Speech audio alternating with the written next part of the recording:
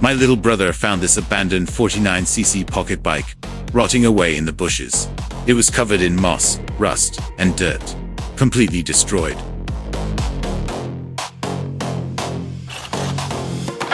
But you know we can't just leave it there. So I decided to rebuild it from scratch.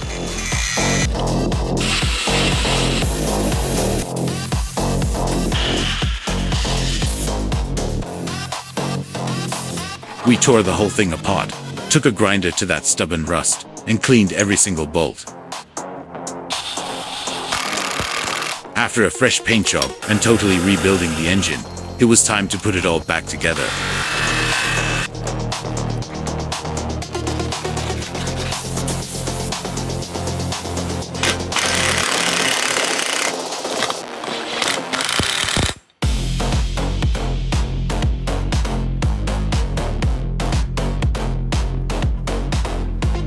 From literal trash to a stunning mini BMW S100RRR. Look at that mirror finish. My brother couldn't believe his eyes. What do you guys think of this transformation?